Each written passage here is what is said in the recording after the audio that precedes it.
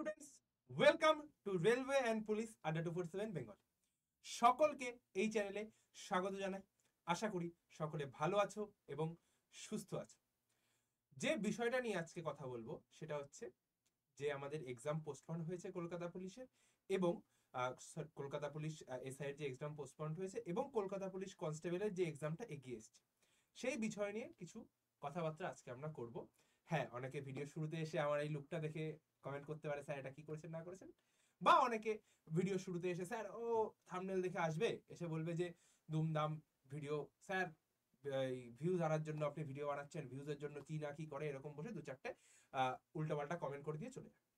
তো কিছু সত্যি কথা টাইপের আমি আজকে আলোচনা করব যে কি হয় সবার লাইফে যখন একটা এক্সাম পিছিয়ে যায়, যখন একটা এক্সাম এগিয়ে আসে, একটা অ্যাসপিরেন্টের মনের মধ্যে কি চিন্তা ভাবনা চলে।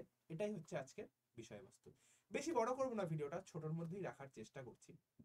দেখো, তো প্রথমে যে আমাদের কলকাতা পুলিশের ডেটটা ছিল, তো সেটা একটা, যে একটা অ্যাসপিরেন্ট, ধরো আমার কথাই বলছি আমি, বা এক্স ওয়াই জেড যে অ্যাসপিরেন্ট হোক, সে একটা ডেট ধরে এগোচ্ছে, মাথার মধ্যে একটা ফোকাস রয়েছে, সে ওটা ধরে এগোচ্ছে। সে ওটা ধরে এগিয়ে ভাবছে যে না, এই ডেটটায় আমার পরীক্ষা হবে, এই ডেটটায় পরীক্ষা হওয়ার পর আমার প্রিপারেশন এই রয়েছে, আমি এইভাবে করব, এরকম ভাবে আমি মাঠে দৌড়াচ্ছি, এইভাবে আমি দৌড়টা কমপ্লিট করেছি, এইভাবে আমি দৌড়ে মেন্স পরীক্ষা দিয়ে ইন্টারভিউ দিয়ে আমি চাকরিটা পাবো, যাতে আমার ফিউচারটা সিকিউর হয়। অনেকের এরকমও আছে, জানি না বলাটা ঠিক হবে কিনা, অনেকের এরকমও রয়েছে যে বয়সটা প্রায় 30-এর কাছে এরকম চলে এসছে, আহ, তার যে স্বজনী, অর্থাৎ যার মেয়ের বাড়ি থেকে বিয়ের প্রেশার টেশার, এরকম অনেক কিছু থাকে, ছেলেদের অনেক কিছু থাকে, কারোর বাড়ি করতে হবে, কারোর বিয়ের প্রেশার রয়েছে, কারোর বাবা অসুস্থ, সংসারের হাল ধরতে হবে। তো এরকম প্রচুর জিনিস থাকে। তো এরকম প্রচুর জিনিস নিয়ে অনেকে, কেউ লড়াই করে যাচ্ছে, কেউ লড়াই ময়দান ছেড়ে চলে যাচ্ছে, কেউ অন্য কোনো প্রাইভেট কোম্পানিতে ঢুকে যাচ্ছে, কেউ ভাবছে যে না, কেউ, অনেকে আছে আমার দেখা সচক্ষে যে এরকম অনেকে দিন মজুরি করছে, সাথে সাথে পড়াশোনাও করছে, এরকমও দেখেছি।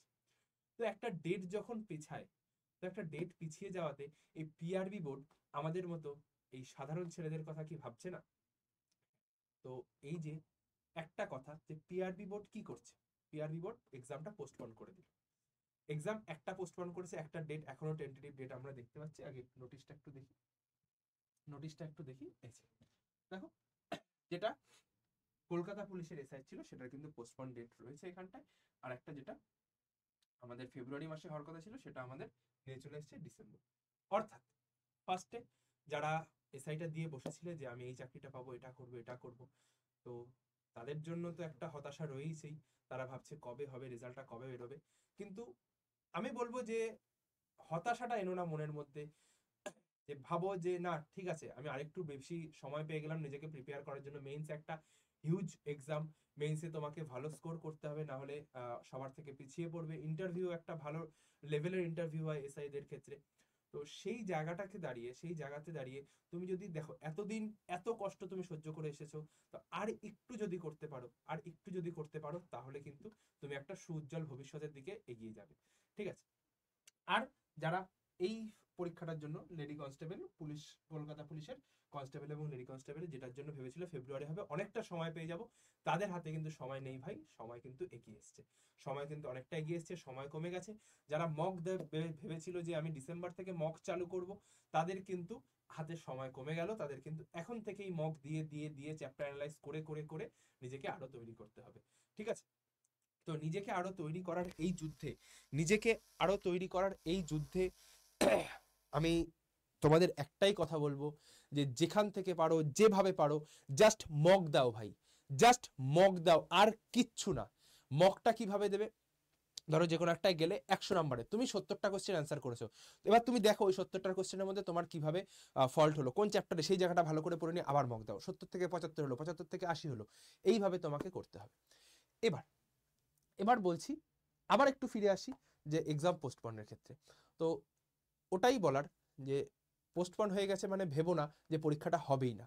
পরীক্ষা নিতে হবে, কারণ 26-এ ভোট রয়েছে। 26-এ সেই ভোটের পার্সপেক্টিভে দাঁড়িয়ে আমরা বলতে পারি যে ওই যে জায়গাটা আমাদের বলেছে যে সিভিক দিয়ে ভোট করানো যাবে না, অর্থাৎ আমাদের রিক্রুটমেন্ট কিন্তু নিতেই হবে। সরকার বাঁচিয়ে রাখতে গেলে কিন্তু রিক্রুটমেন্ট আমাদের দরকার। তো সেই জায়গা থেকে দাঁড়িয়ে আমি বলছি যে ভেঙে পড়ো না, এত বছর যখন কষ্ট সহ্য করেছো আরেকটু কষ্ট সহ্য করো, সাফল্য ঠিক আসবেই, পরীক্ষা ঠিক হবেই।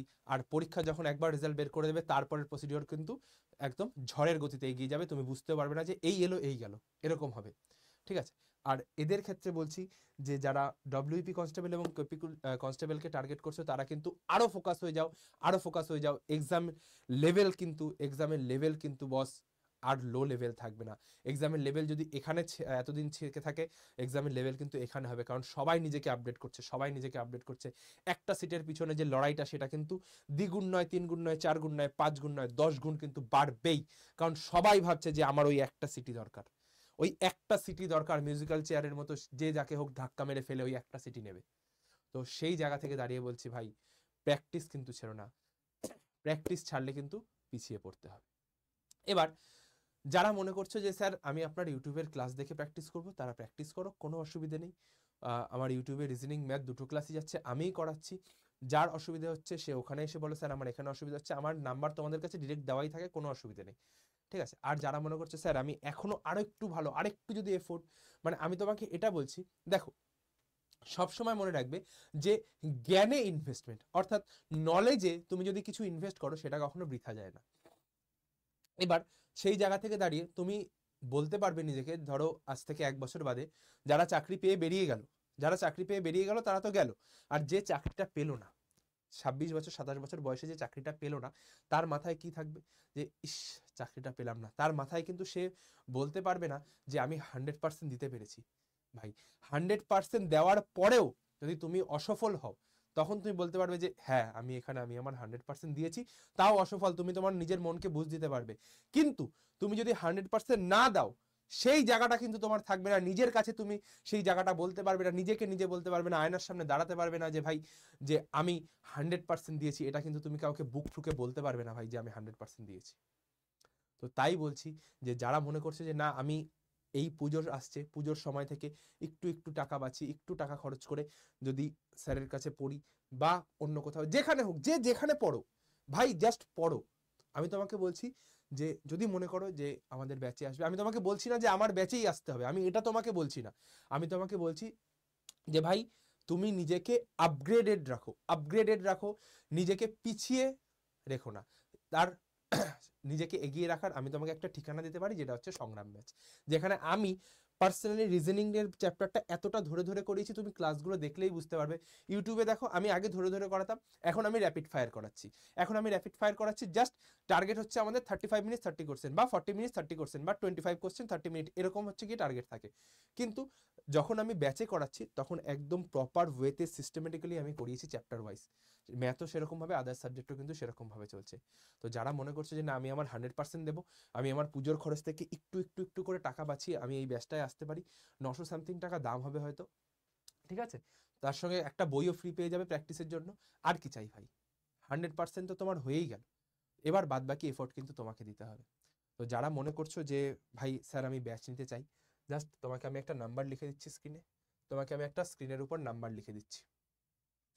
দেখো এই যে নাম্বারটা আমি স্ক্রিনে লিখছি, 8167330413, এই নাম্বারটায় তোমরা আমাকে ডিরেক্ট কল করে নাও যে স্যার সংগ্রাম ব্যাচ কিভাবে নেব, কি নিতে চাই, সমস্ত কিছু আমি তোমাদের গাইড করে দেবো।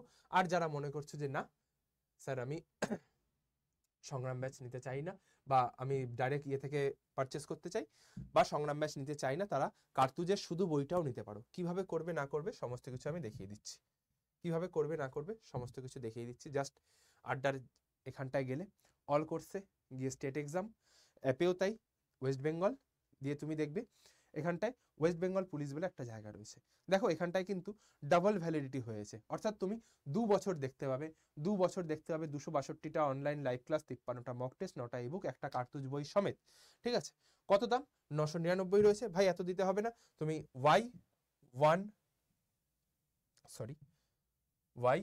Y1034 এটা দিয়ে অ্যাপ্লাই করে দাও। দেখো ব্যাচটার দাম কত আসবে, ব্যাচটার দাম আসবে 974 টাকা।